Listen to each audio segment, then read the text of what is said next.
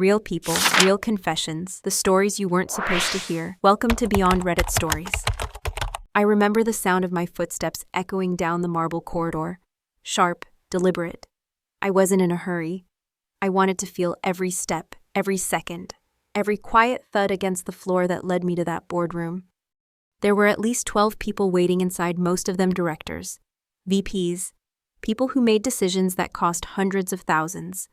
But my eyes locked instantly on just one person, her Rebecca. She was sitting at the far end of the table, her posture perfectly composed except for the way her fingers tapped rhythmically against the wood. Left, right, left, tap, tap, tap. A nervous habit, I remembered. She used to do that whenever she was lying. And today, the tables had turned. She used to be my boss. She used to own the room. Now she was just another employee waiting for a decision, from me. You'd think I'd feel smug, vindicated, like I won some cosmic revenge lottery, but all I felt was quiet. The meeting hadn't started yet, but she already looked uncomfortable. I hadn't said a word, not yet. "Good morning, Tan," I finally said, stepping in and placing my notes on the table. "Let's get started." And just like that, we were back in the same room but on opposite sides of power. It was strange, surreal, even, but fitting. Because the last time we were in a room like this, she had me fired for being too honest. Those were her exact words. Too honest. That phrase had haunted me for years. It had cost me everything: my job, my confidence, my belief in fairness. It drove me to question who I was. But that's not where the story begins. To understand this moment, you need to go back, way back, to the day I first walked into that company. Fresh-faced, idealistic, and completely unprepared for what corporate reality really looked like. This is the story of how being too honest nearly ruined me, and how it became the very thing that built me into the person she would one day have to answer to. Let me take you back to the beginning. When I first got the job, I thought I'd made it. I wasn't some genius or Ivy League graduate. I didn't code in my sleep or pitch billion-dollar ideas over brunch. I was just a 26-year-old kid with a bachelor's degree, 2 internships, and a LinkedIn profile that made me look way more confident than I actually was. But I worked hard. I showed up early. I double-checked my emails for typos and stayed up late watching YouTube tutorials on Excel macros just to impress people in meetings. I was hungry, hopeful, and most of all, honest. That was my thing. I believed in transparency. If a timeline was unrealistic, I'd say so. If a chart looked off, I'd ask questions. I wasn't trying to be difficult. I thought I was being helpful. At least, that's what I told myself. I landed a role as an assistant project analyst at a mid-sized tech firm that had delusions of grandeur, open office layout, beer Fridays, motivational posters in the bathrooms. You know the type. My manager, Rebecca, was one of those charismatic tyrants. She smiled with her teeth, complimented your outfit before assigning you grunt work, and used phrases like "circle back" and "let's take this offline" like a weapon. At first, I thought she liked me. She gave me stretch projects, mentioned my name in meetings, even laughed at my awkward jokes when no one else did. I thought we were building something, a mentorship, maybe even friendship. But there were red flags, small ones. She once called another employee a brand liability just because she wore flats instead of heels. She faked enthusiasm in emails with 3 exclamation points and then rolled her eyes behind your back. And most importantly, she didn't like being corrected, ever. The first time it happened, it was over a minor detail in a report. She said a vendor's cost projections were 18% over budget, but I double-checked and found it was only 11.6%. I corrected it in front of the team. I thought I was helping. She didn't say anything at the time, just smiled tightly. But the next day, I wasn't invited to the follow-up meeting, and my inbox got very, very quiet.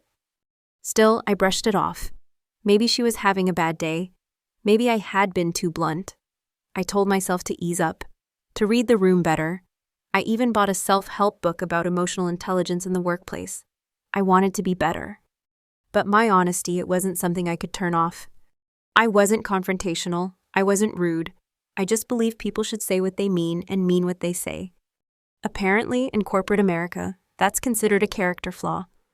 You're supposed to smile while nodding to nonsense. You're supposed to say, "That's a great idea," even if it's borderline catastrophic. You're supposed to protect egos more than you protect data accuracy. I didn't get that memo.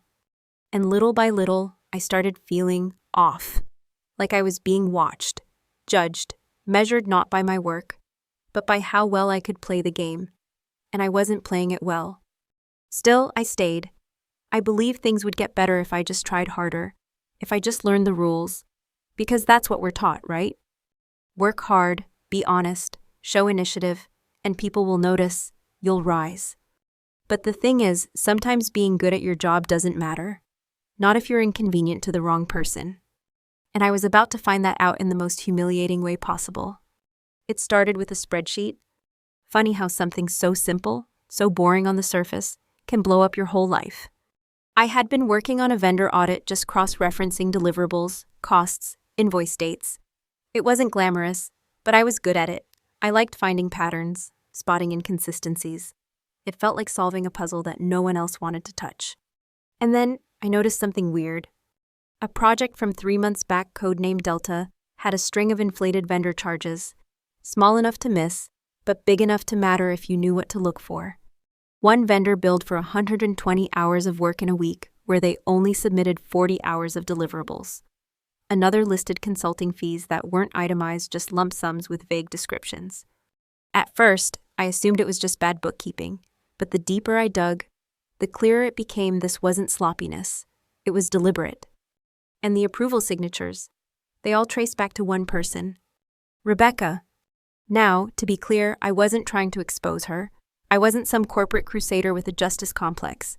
I just did what I was trained to do. I documented everything, compiled a report, and flagged it for review. Naive, right?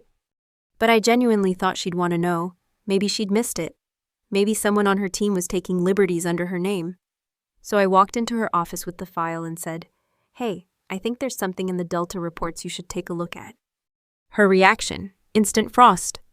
She didn't even open the folder. She just stared at me and asked, "Who else have you shown this to?" I said, "No one. I wanted to run it by you first." She leaned back, arms crossed, lips pressed together like she was trying not to explode. "Thanks," she said, flatly. "Leave it on the desk." I walked out thinking, that was odd, but I still didn't see it coming. 2 days later, I was called into H. It was a Tuesday. I remember because I had meal prepped that morning and left my lunch in the fridge, turkey meatballs and quinoa. It stayed there for months after I left. No one touched it. Anyway, I was told to bring my laptop. Never a good sign. The HR rep, some guy named Steven. I'd only met twice before, had that rehearsed. Neutral tone. This isn't disciplinary, it's just a conversation. Except it wasn't. It was a setup.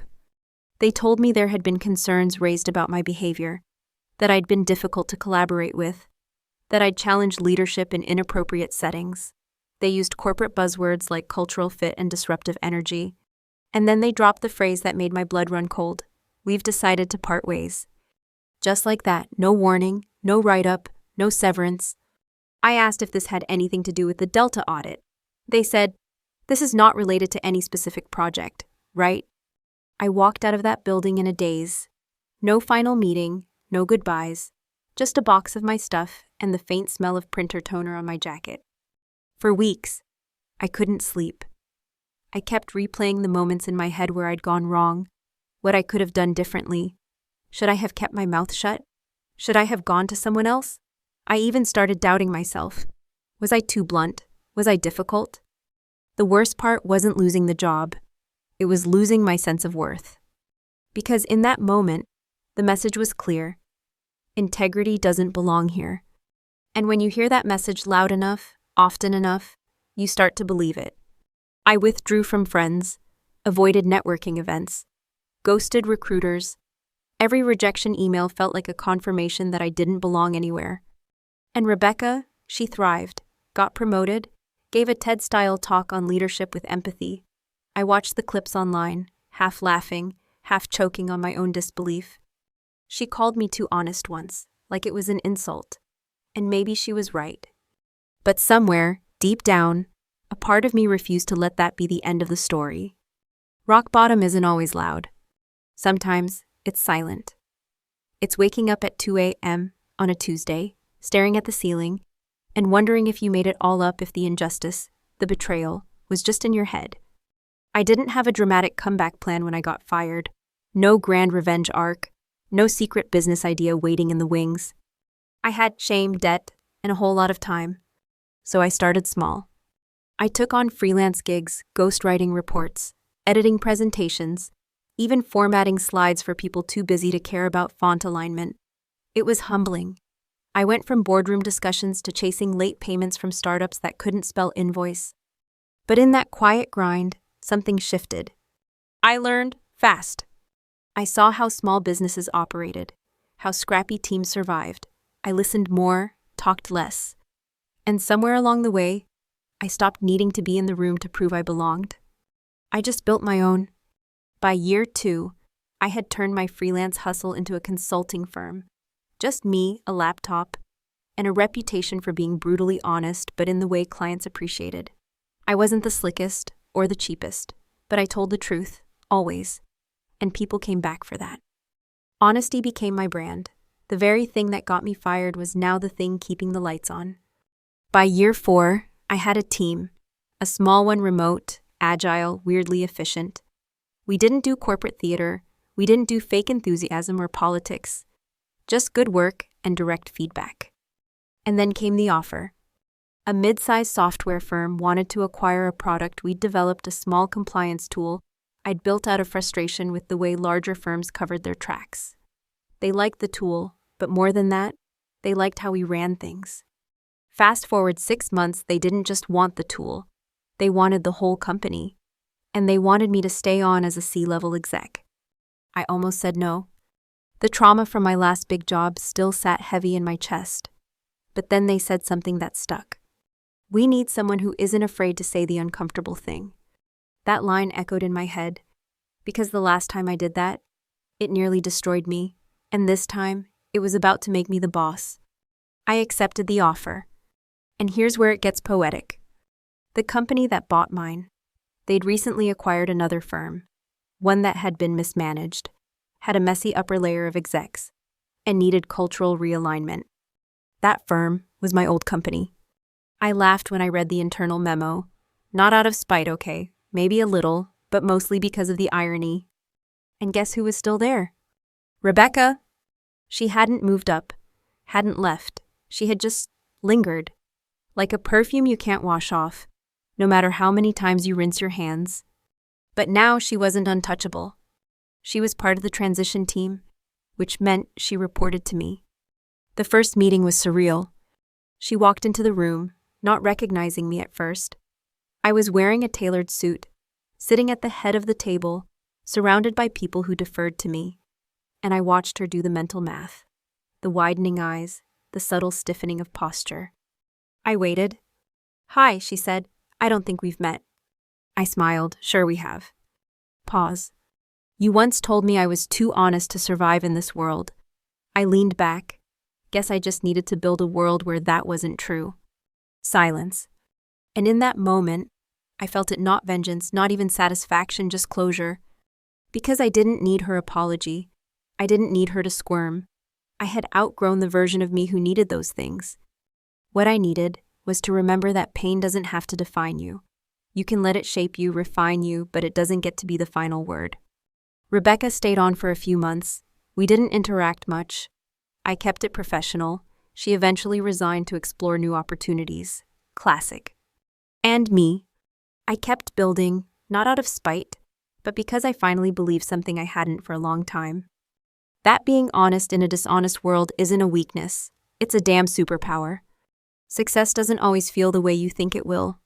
I thought I'd feel triumphant, that I'd walk into my office every morning with a soundtrack playing in the background, like I was in the final scene of a movie where the underdog finally wins. But mostly I just felt calm. Not empty, not numb, just quiet, like my life had finally stopped shouting at me. It wasn't about power anymore. It wasn't about revenge or proving someone wrong. It was about proving something to myself, that I didn't have to become someone else to be taken seriously, that I could stay true to who I was and still build something worth respecting. You know what I realized? Being too honest wasn't the problem.